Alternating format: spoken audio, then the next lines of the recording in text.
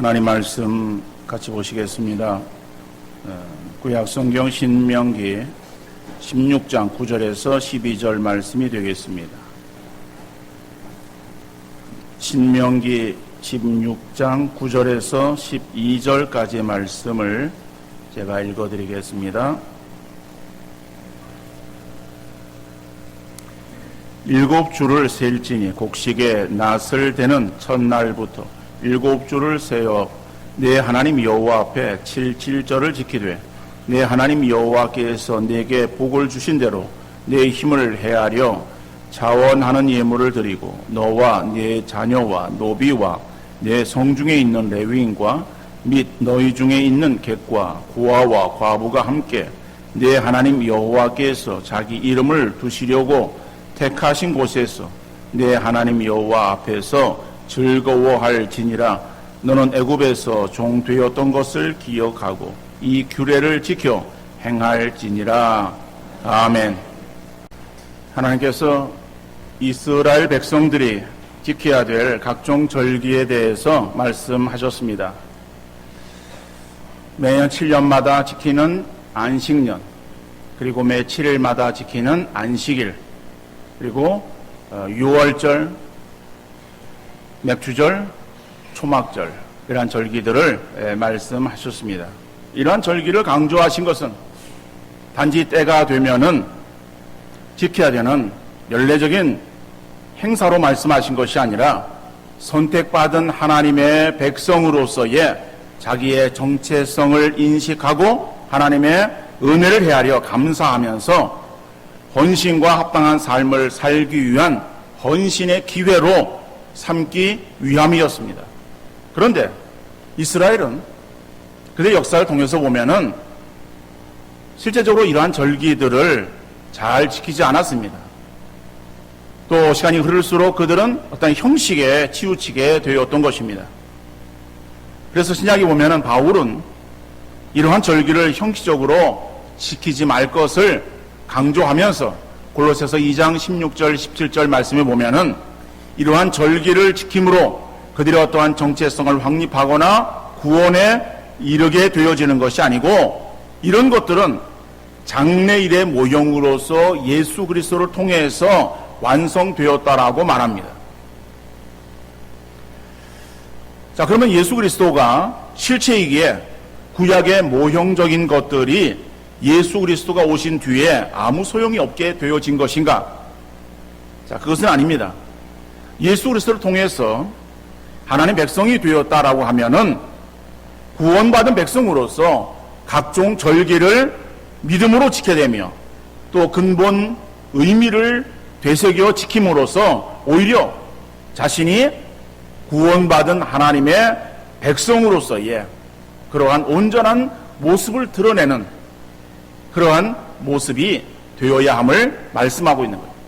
다시 말하면은 이스라엘 백성들에게 있어서의 주시는 그 하나님의 명령들, 이것들은 이스라엘 백성들은 그것을 자기들이 잘 지켜야 구원함을 얻고 또 그것을 지킴으로 인해서 우리가 구원받은 하나님의 선택받은 하나님의 백성이다 라고 하는 것을 그들이 그것을 드러내는 줄로 알았어요. 그래서 그것을 지키려고 하다 보니까는 그것이 형식에 치우치게 되었다라고 하는 거예요. 결국 그러한 것들이 예수님께로부터 책망을 받게 되었고 바울은 그러한 절기와 날들에 대한 의미를 다시 한번 이 골로새 교회를 통해서 지적하고 있는 거죠. 그래서 구약의 그러한 모든 사건들, 모든 일들은 하나의 모형이다. 그 모형은 무엇을 위한 모형인가 하면은 신약에 오실 예수 그리스도, 그래서 예수님이 오셨죠? 그 예수님의 오심에 대한 것을 하나의 나타내는 그림자와 같은 것들이다. 그래서 그 그림자와 같은 것들이 예수 그리스도가 오심으로 인해서 모든 것들이 다 이루어졌음을 말하고 있는 거예요.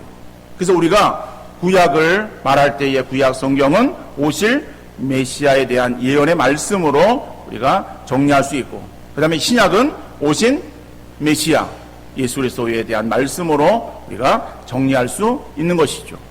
그러면은 예수님 오심으로 인해서 그러면은 모든 것들이 다 완성되었다라고 한다면은 그러면 구약의 모형적인 그러한 사건들, 그런 어떤 절기들, 날들은 그러면은 이제는 신약의 그리스도 이후에 예수 그리스도를 믿고 살아가는 사람들에게는 의미가 없는 것인가? 라고 하면은 그런 것은 아니다라고 하는 거예요. 의미가 없는 것이 아니라 이제는 우리가 구원받은 하나님의 백성이 되었으면은 하나님 백성이 되었기에 우리는 당연히 절기를 지키고 그 다음에 날들을 율법을 우리가 지켜야 된다라고 하는 거예요. 또 그것을 어떤 형식적으로 지키는 것이 아니라 그것의 의미를 되새기면서 진정한 의미를 가지고 그리고 그것을 믿음으로 지키는 그러한 우리의 모습이 되어질 때에 그 모습이 정말 구원받은 그러한 하나님의 백성으로서의 참된 모습이다라고 증거할 수 있는 거죠. 그래서 오늘 우리가 맥주절을 지키고 있습니다. 그런데 맥주절은 오늘 본문에 보면은 77절로 명기되어 있습니다. 그래서 이 맥주절은 여러 이름들이 있어요. 맥주절, 초실절, 그 다음에 칠칠절, 오순절, 그 다음에 출애굽기 34장 22절에 보면은 맥주의 초실절 이렇게도 표현하고 있습니다. 다시 말하면은 처음 익은 열매를 거두면서 감사한다고 해서 초실절, 6월절로부터 7주를 지나고서 지나는 절기이기 때문에 칠칠절, 그리고 7주가 지난 그 다음 날, 그래서 50일이 되어지는 날이기 때문에 오순절, 보리를 추수하면서 드리는 절기 맥주절, 그렇죠? 이런 여러 가지의 이름들이 이 맥주절에 들어있는 거예요. 그래서 우리나라는 이 보리 추수기에 맞추어서 지켜왔고 1년에 절반을 지켜주신 은혜에 감사하는 의미를 더하여서 7월 첫 주일에 맥주절을 지키고 있습니다. 그런데 우리 교회는 사정상 오늘 맥주감사주일로 예배를 드리고 있는 것입니다. 그런데 오늘 본문에 보면은 물론 맥주절이라고 하는 말이 77절로 나오고 있습니다만은 그러나 감사라고 하는 말이 분명하게 나와 있지 않습니다. 또 다른 본문들을 이렇게 보면은 맥주절, 칠칠절, 그 다음에 무슨 초실절, 오순절 이런 그 말들이 나올 때에 거기에 감사라고 하는 말은 나오질 않아요. 그런데 우리는 맥주감사주일, 맥주감사절이라고 감사라고 하는 명칭을 거기에 넣어서 부르고 있습니다. 근데 왜 성경에는 없는 그러한 그 말을 우리가 그렇게 쓰고 있는가? 그런데 오늘 본문에서는 감사라고 하는 말이 없어도 맥주를 지키는, 조실절을 지키는, 칠칠을 지키는 그러한 자세가 바로 감사가 되어야 된다라고 하는 것을 알 수 있습니다. 오늘 본문 10절 말씀을 보면은 내 하나님 여호와 앞에 칠칠절을 지키되 내 하나님 여호와께서 내게 복을 주신 대로 내 힘을 헤아려 자원하는 예물을 드리고 그랬어요. 자, 칠칠절을 지키는데 어떻게 지켜야 되느냐?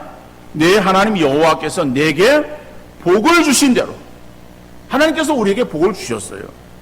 그러니까 복을 주셨기 때문에 그 복을 우리가 생각하면서 그래서 헤아려 감사하는 마음을 가지고 우리가 이 맥주절을 지켜야 된다라고 하는 것이죠. 더 나아가서 12절에 보니까는 너는 애굽에서 종되었던 것을 기억하고 이 규례를 지켜 행할지니라. 이 맥주절을 지킬 때에 우리가 기억해야 될 것이 있어요. 그게 무엇인가 하면은 너는 애굽에서 종되었던 것을 기억하고, 이스라엘 백성들이 종이었었잖아요, 애굽에. 그랬다가 그들이 그 종에서 해방되었어요. 그러니까는 애굽에서 종살이 하던 그 삶에서 너희가 해방되어진 그것을 기억하라 라고 하는 것은 그 구원의 은혜를 감사라고 하는 그러한 의미의 말씀 아니겠어요? 그래서 이러한 칠칠절, 조실절, 맥주를 지킬 때에 우리가 어떠한 의미를 가지고 지켜야 되는가 하면은 감사의 의미를 담아서 이 절기를 지켜야 되어지는 거예요. 자, 그래서 오늘 첫 번째로 보면은 받은 복을 헤아려 감사하는 마음으로 이 절기를 지키는 우리 성도님들 되어질 수 있기를 간절히 바랍니다. 받은 복을 헤아려 감사하자라고. 오늘 현대를 살아가는 우리들에게 있어서 나타나는 특징 가운데 하나는 원망과 불평이 가득하다라고 하는 거예요. 그러니까 현대인들의 특징이 뭐냐? 여러 가지를 말할 수 있겠지만은 그 가운데 두드러진 특징은 바로 원망과 불평이 마음속에 가득하다라고 합니다. 근데 우리가 이런 원망과 불평이 가득한 마음을 가지고 내 자신을 바라보면은 내 자신의 삶에 기쁨과 즐거움보다는 짜증과 한숨이 먼저 나오게 되어집니다. 그렇죠? 우리 마음속에 원망과 불평이 있어요. 근데 그 원망과 불평의 마음을 가지고 자신을 바라보는 거예요. 그러니까 자신의 삶을 바라보면은 자신의 삶에 어느 것 하나 만족하고 기쁘고 즐거운 것이 아니라 더 짜증이 나고 한숨만 나오게 되어진다라고. 또 그런 마음을 가지고 원망과 불평하는 마음을 가지고 다른 사람을 바라보아요. 그 다른 사람을 바라보아도 역시 매사에 짜증만 나요. 또 다른 사람이 잘 되어지는 것을 바라보면은 기뻐하고 즐거워해 줘야 되는데 성경에는 기뻐하는 자들과 함께 기뻐하고 그렇죠? 함께 즐거워하라고 말씀하고 있어요. 그리고 슬퍼하는 자들과 함께 슬픔을 나누라. 그런데 그러한 삶이 되어지는가 하면 그렇게 되어지지 못하는 거예요. 그래서 다른 사람이 잘 되어지는 것을 보면 함께 기뻐하는 것이 아니라 어때요? 배가 아파. 배가 아프고 그리고 신경질만 나는 거예요. 그러다 보니까는 다른 사람의 관계에 있어서도 조그만한 일로 서로 다투고 화를 내게 되어져요. 여러분 뉴스를 통해서 보도되어지는 그 어떤 묻지마식 어떤 살인이나 범죄 이런 것들이 있어요. 근데 그런 것들의 원인들을 살펴보면은 다른 데 있는 것이 아니야. 자기에게 있어요. 그렇죠? 자기가 처한 어떠한 그 삶이 피관적인 삶이다. 그렇죠? 이런 것들로 인해서 그것이 표현되어지는 어떤 불만의 극적인 표현이라고 말할 수 있어요. 그래서 다른 사람을 해치는 거예요. 다른 사람을 살해하는 거예요. 그 당하는 사람은 원하는 관계에 있는 것도 아니에요. 아는 사람도 아니에요. 그냥 모르는 사람인데 그냥 가서 무차별 공격을 하는 거예요.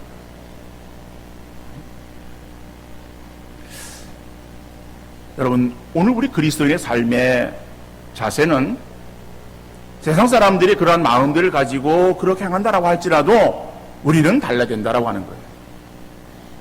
더 나아가서 맥주어를 지키는 우리 성도들의 마음은 원망과 불평이 아니라 감사가 넘쳐날 수 있기를 바랍니다. 사단이 우리 성도들을 넘어뜨리기 위해서 많은 관계를 부리고 있는데 그 가운데 특징적인 것이 우리의 주변 상황만을 바라보게 만드는 거예요. 여러분 그런데 우리 그리스도인들은 그 상황 자체만을 바라보는 것이 아니라 그 가운데 역사하시는 하나님을 바라볼 수 있는 우리 성도님들 되어질 수 있기를 간절히 바랍니다. 사단은 우리에게 있어서 내 앞에 눈앞에 있는 그 상황 그런 어떤 조건 그것만을 바라보게 하는 거예요. 근데 그 상황 그러한 조건들이 우리를 다 즐겁게 하고 우리에게 있어서의 만족스러운 그러한 그 조건을 주는 그러한 모습인가 하면 그러지 못해요. 다 힘들어요. 어려워요. 들리는 소식들이 다 힘들고 어려운 그러한 소식들이에요. 그러니까 어려운 그러한 소식들을 들으면서 힘들고 어렵다. 내 삶이 지금 이런데 라고 하는 어떤 비관적인 그러한 그 삶으로 그냥 거기에서 주저앉게 만드는 것은 사단의 관계다라고 하는 거예요. 우리 그리스도인들은 그러한 어떠한 환경 속에 우리가 놓여 있다 할지라도 그러한 상황만을 바라보는 것이 아니라 상황 건너편에 계시는 하나님을 바라볼 수 있는 우리 성도님들 되어질 수 있기를 간절히 바랍니다. 하나님은 살아계시고 하나님은 우리의 삶 속에 역사하시는 분이세요. 우리가 바라봐야 될 것은 우리 앞에 있는 힘든 상황만을 바라보는 것이 아니에요. 내게 지금 주어지는 그런 어려운 어떠한 여건들, 상황만을 바라보면서 그냥 그 자리에 주저앉아 있는 것이 아니라 그 상황 건너편에서 나를 인도하시길 원하시는 하나님을 소망할 수 있는 믿음의 성도들 되어질 수 있기를 간절히 바랍니다. 그래서 그 믿음으로 하나님을 바라보며 나가야 되는 거예요. 여러분, 감사와 불평이라고 하는 것은요, 어떤 반대되어지는 그러한 개념의 단어 아니겠어요? 그렇지만은 감사와 불평의 차이는 아주 사소한 데 있습니다. 어떤 우리의 상황이 감사하는 사람은 그 상황이 정말 아무런 문제 없는 그러한 상황 속에 있기 때문에 감사하는 것이고, 불평하는 사람은 모든 것들이 다 힘들어서 죽을 지경에 있기 때문에 불평하는 것인가? 아니다라고 하는 거예요. 감사, 불평이라고 하는 것은요, 별 차이가 없다. 똑같은 그런 상황 속에서도 어떤 사람은 감사하고 어떤 사람은 불평하는 거예요. 그것은 그 상황을 어떻게 보느냐에 따라서 달라진다라고. 똑같은 상황이지만 상황을 어떻게 바라보느냐. 그렇죠?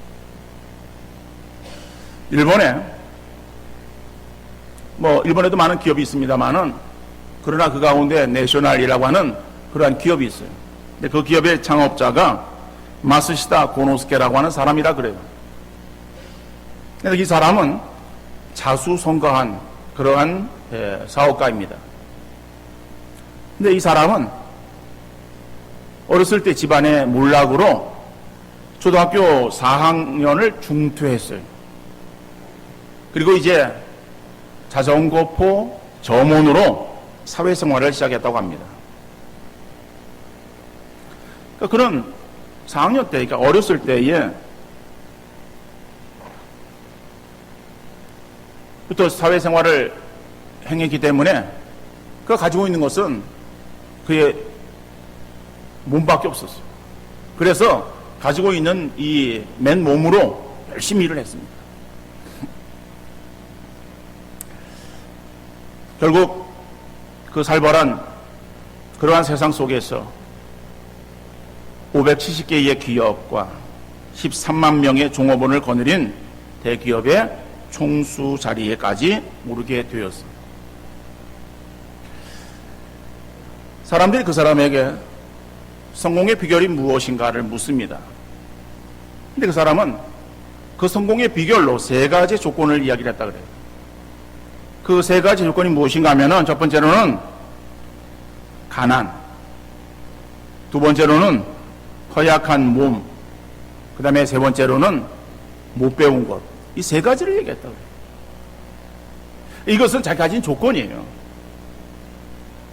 이 마스다 고노스케 가지고 있는 그러한 이 조건이 집안의 그러한 그 몰락으로 초등학교를 4학년 때 중퇴했기 때문에 얼마나 가난했겠어요. 그죠? 가난해. 그냥 찌들려가지고, 그래서 나가서 어렸을 때부터 산업전선에서 일을 해야 되는 그러한 사람이었어요. 자, 그런데 이 가난이 오히려 그로 하여금 열심히 일을 하게 만들었다라고 하는 거예요. 몸이 허약했습니다. 허약한 몸. 그래서 그는 건강을 중요하게 여길 줄 알게 되었다라고 하는 거예요. 그리고 못 배운 것. 못 배운 것 자기에게 있어서는 어떠한 수치로 생각하고 정말 가리려고 그런 것이 아니라 자기가 못 배웠기 때문에, 그래서 세상에 모든 그런 사람을 스승으로 삼고 배우는 데에 노력을 했다라고 하는 거예요. 그래서 결국 정말 사람이 생각할 때에 그것이 무슨 성공의 비결이 될 수 있겠는가 라고 생각하는 그러한 그 아주 나약한 그러한 조건이지만, 그러한 조건들이 오히려 그에게는 정말 성공할 수 있는 그러한 비결로 사람들에게 자신 있게 말할 수 있게 되었다라고 하는 거예요. 보통의 사람들 같으면은 자기의 연약한 조건을 부끄러워하면서 그것을 숨기기 위해서 다른 것으로 허세를 부리며 자기의 약점을 감추려고만 했을 거예요. 그리고 다른 사람 같지 않은 그러한 자기의 조건에 대해서 비관하는 삶을 살았을 것입니다.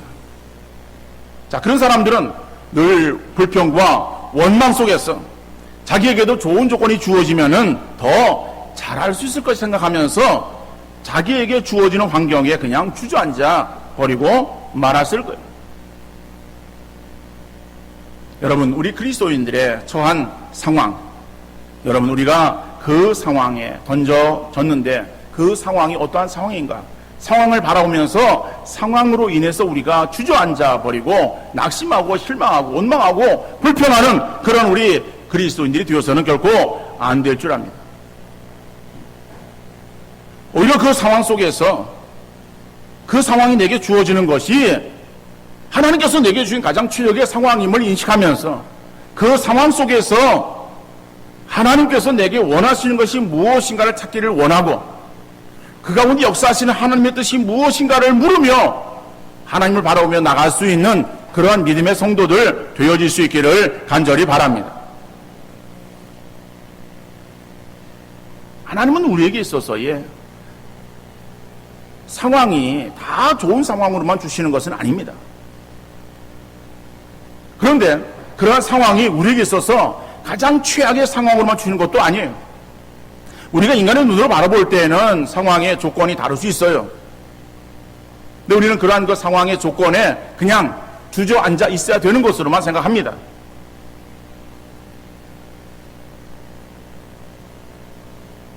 그래서 어저께인가 그저께 뉴스에 보니까는 교육부의 어떤 고위 관리가 아주 비상식적인 말을 해서 그래서 국민들에게 상처를 주고 그것으로 인해서 많은 문제가 지금 되어지고 있는 것을 들었습니다. 사람의 신분은 다를 수 있어요. 세상 사람들은 그것을 흙수저 아니면 금수저 그렇게 나누는 거예요.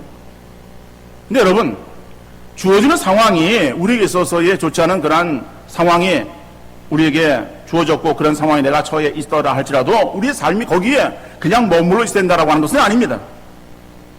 흙수저에 그러한 물고 나온 사람은 흙수저의 삶을 살고 금속 물고 나온 사람은 금속의 삶을 살아야 되는가? 그게 아니다라고 하는 거예요. 우리에게 주어지는 상황은 다 똑같지 않을 수 있어요. 우리가 그 어떤 상황을 바라보는 것이 아니라 상황 건너편에서 나를 인도하시고 나를 부르시는 하나님을 우리가 소망하고 그 하나님을 바라볼 수 있는 그러한 믿음으로 나가시는 우리 성도님들 되어질 수 있기를 간절히 바랍니다. 세상의 조건은 우리에게 연약하게 우리에게 주어질 수 있을지라도 그러나 하나님은 나를 구원하셔서 하나님의 자녀 삼아주셨어요.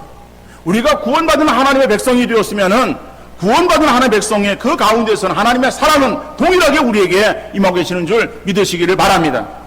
어떤 사람이 있어는 더 사랑하시고 어떤 사람은 덜 사랑하시는 하나님이 아니에요.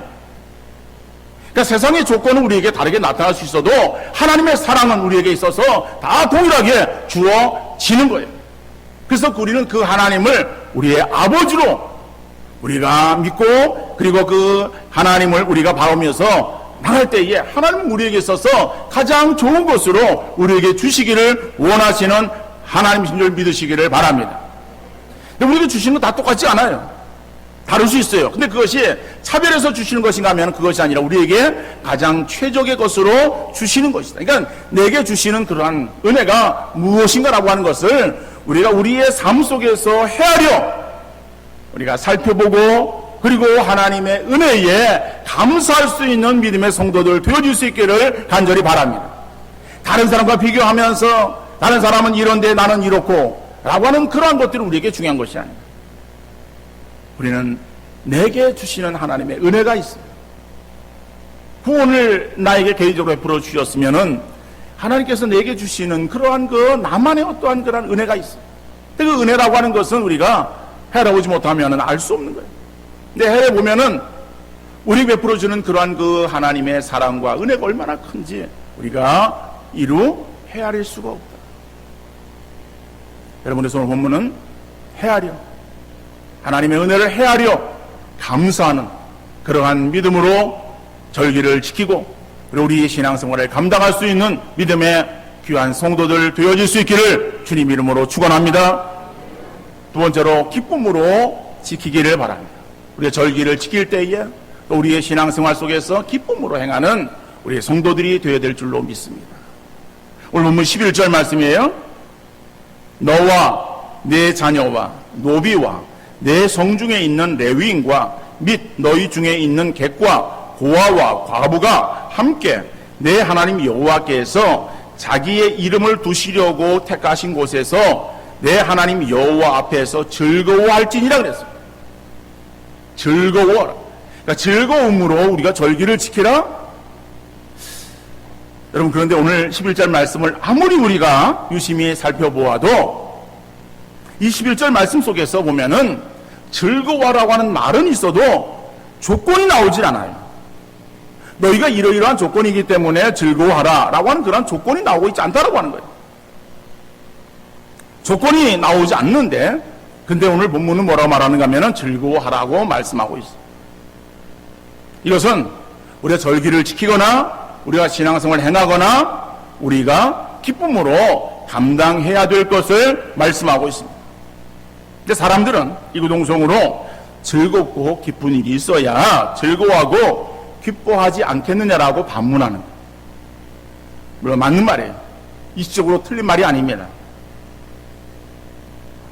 여러분, 우리가 즐거워할 수 없는데, 기뻐할 수 없는데 우리가 그냥 해벌쭉 하면서 그냥 웃고 다닐 수 있겠어요? 그렇게 웃고 다닌다고 한다면은 그 웃음은 가식적인 웃음일 거예요. 그런 웃음은 다른 사람에게 있어서의 다른 사람을 속이는 그런 웃음이 되어질 수밖에 없을 거예요. 그런데 우리 그리스도인의 삶이 가식적인 삶을 살라고 성경이 말씀하고 있습니까? 그것은 아니에요. 그런데 오늘 본문은 뭐라고 말씀하는가 하면은 조건을 말하고 있지 않으면서 우리가 이 절기를 지킬 때에 즐거워하라 라고 말씀하고 있다라고 하는 거예요. 우리의 삶의 환경이 힘들고 어렵습니다. 정치적으로나 경제적으로 볼 때에 더 나아가 사회 속에 들리는 그러한 소리들이 다 우리 마음을 어둡게 하고 불안하게 하는 것들이에요. 자, 이런 형편 속에서 어떻게 기쁨이 나올 수 있겠는가라고 하는 거예요. 그런데 우리가 기뻐한다, 즐거워한다라고 하는 것은요, 우리는 우리의 조건이 변화되어지면은 기뻐하고 즐거워할 수 있다라고 생각을 합니다. 그래서 우리는 조건과 어떠한 형편만 자꾸 탓하는 거예요. 내가 저 사람 같은 그러한 형편이었으면은, 그죠? 내가 저 사람 같은 그런 조건이었었으면은 이라고 생각을 하는 거예요. 그런데 여러분, 그 조건과 형편, 그것만을 우리가 자꾸 추구한다라고 할 때에 그 우리 앞에 있는 조건과 형편이 우리의 뜻대로 그렇게 바뀌어집니까? 또 바뀌어지는 그러한 그 삶 속에 우리가 늘 만족하며 살아갑니까? 우리는 불만족하며 살아가는 거예요. 예를 들어서 우리 앞에 있는 조건이, 이해하기 쉽게 숫자로 이야기해 봅시다. 우리 앞에 있는 조건이 셋이에요. 나는 셋을 가지고 있어. 근데 셋이 너무 적어. 그래서 열이라고 하는 그런 조건이 주어진다고 하면은 내가 기뻐하고 즐거워할 수 있을 것 같아. 자, 그런 마음이 있어요. 그런데 어떻게 하다 보니까는 그 조건이 열이 되었어요. 그 열이 되어졌으면은 내가 만족해야 될 거 아니에요? 그냥 만족합니까? 열이 되었구나. 그리고 순간에 어떠한 기쁨은 우리가 누려요. 그렇지만은 그 기쁨이 계속 되어지는가 하면은 그러지 못한 거예요. 왜? 또 다시 불만이 찾아오는 거예요. 다른 사람은 보니까 다른 사람은 수물이거든요. 다른 사람 수물인데 나는 열이야. 그러면은 나도 술보다 좀 나아야 될 거 아니에요. 서론을 원해요. 30이 되었다고 할 때에 만족하는가 하면 그러지 못하더라고요. 그 위에는 뭐가 있어요? 50이 있고 100이 있잖아요. 그러니까 자꾸 우리 어떤 조건이 더 좋아지기를 우리 그렇게 원하고 있어요. 여러분, 우리의 삶의 조건이 그렇게 나쁩니까?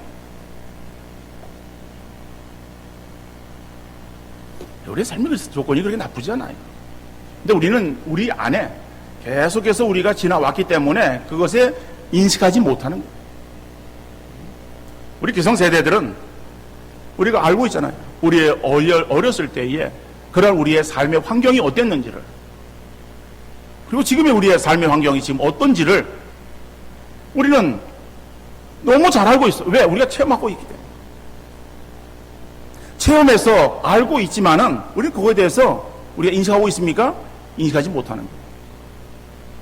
정말 우리나라는 대단한 나라예요. 정말 조그마한 나라. 우리나라는 너무 조그매요. 근데 미국을 갔더니 미국은 정말 넓어요. 넓은 거 하나 부럽더라고요. 근데 우리는 다 쓸만한 땅인데 거기는 못 쓰는 땅들도 많이 있더라고요. 그 못 쓰는 땅 우리에게 좀 줬으면 좋겠는데 떼서 가져올 수도 없고, 또 가져온다 할지라도 개가 날려니까 너무 힘들 것 같아요. 이 광야 같은 땅도 많이 있고요. 길을 차를 타고 가도 정말 몇 시간을 가야 그 다음 목적지를 갈 수 있는 그러한 곳이 미국이더라고요. 여러분, 거기에 비하면 우리나라는요 너무 적어. 이런 적은 나라, 전쟁에 피해를 당한 나라 아닙니까? 정말 세계에서 가장 못 사는 그런 나라 가운데 하나였던 우리나라가 지금은요 정말 세계에서 곳곳에 우리나라 사람이 없는 곳이 없어요. 가보면은요 걸리는 게 한국 사람이에요. 만나지는 게 한국 소리예요. 그럴 정도로 우리나라가 이게 그만큼 강한 나라가 되었고 큰 나라가 되었고 이제 정말 세계 속에 한국이 되어 가고 있음을 인식할 수 있습니다. 그런데 우리는 우리나라의 삶에 대해서, 우리 어떤 삶의 질에 대해서 우리 어떻게 평가하고 있습니까? 힘들다라고 합니다. 이 나라를 떠나고 싶다라고 하는 거예요. 떠나서 어디가 살아요? 떠나보세요. 살 수 있는가? 우리나라가 제일 좋더라고요. 먹지도 못하고 말도 안 되고 우리나라가 제일 좋은 나라예요. 여러분, 우리가 어떤 상황이나 조건, 그죠? 이런 것만을 우리가 바라볼 때에 우리에게 있어서의 기뻐하고 즐거워하는 그러한 그 삶의 자세는 하나도 나타나지 않습니다. 그러면 오늘 본문은 우리에게 있어서 즐거워하라라고 말씀하는데 왜 우리가 즐거워해야 되는가라고 하는 이유를 그 다음 12절에서 말씀하고 있어요. 그 12절의 말씀이 너는 애굽에서 종되었던 것을 기억하고 이 규례를 지켜 행할지니라 그랬습니다. 우리가 왜 즐거워하고 기뻐야 되는가라고 하는 것은요, 애굽에서 종되었던 것을 기억하라 라고 하는 거예요. 여러분, 애굽 종되었던 것이 무엇입니까? 이스라엘 백성들에게 있어서 애굽에서의 430년 동안 그들이 종살이했어요. 그들이 많은 어려움들을 당했습니다. 나라 없는 그러한 가운데에 기나긴 세월들을 보냈잖아요. 그래서 하나님께서 이스라엘 백성들을 하나님의 뜻이 계시사 그들을 건져 주신 거예요. 10번째 재앙을 통해서 그들을 건져 주실 때에 양을 잡아서 고기는 먹고 그 피는 문설주와 임방에 바르라. 그러면은 죽음의 사자가 그 피를 보고 넘어가리라. 6월절에 그 구원받은 바로 그것, 오늘 우리가 구원받은 것은 예수 그리스도의 십자가의 보혈로 인해서 구원받았습니다. 다른 것으로 구원받은 것이 아니라 예수님의 십자가에서 예수님의 죽으심으로 인해서 우리가 구원받은 하나님의 백성이 되었다. 이제 우리가 영벌이 아니라 영생으로 인도되어진 그 하나님의 자녀가 되었어요. 그러니까 우리가 이 세상을 살아가면서 우리가 무엇을 바라보야 되는가 하면은 육신적인 조건들을 우리가 바라보는 것이 아니라 영적인 우리의 조건을 바라보는 성도들 되시기를 바랍니다. 우리가 어떤 자입니까? 우리가 구원받는 하나님의 백성이 되었어요. 하나님의 자녀가 되었어요. 하나님의 사랑 가운데 우리가 거하게 되었음을 말씀하고 있습니다. 이 하나님의 구원받은 그 은혜를 우리가 생각할 때 이게 그 구원의 은혜의 감격에서 나오는 기쁨, 이것은 세상에 어떤 것도 없고 막을 수 없고 세상의 어떤 것도 그것을 우리가 제할 수 없는 것이다. 오히려 그 기쁨이 세상의 모든 것들을 다 누릴 수 있고 그러한 슬픔과 어려운 역경 가운데서도 우리가 기쁨으로 나갈 수 있는 근거가 되어질 수 있음을 말씀하고 있습니다.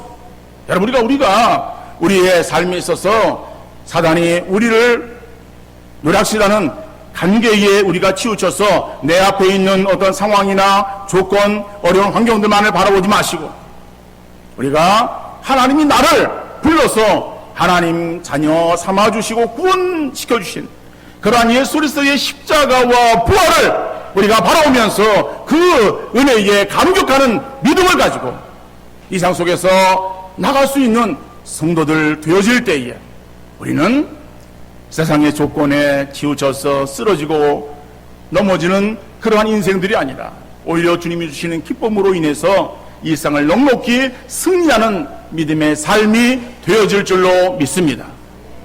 시편 84편 6절에 보니까는 그들이 눈물 골짜기로 지나갈 때에 그곳에 많은 샘이 있을 것이며 이른 비가 복을 채워 주나이다.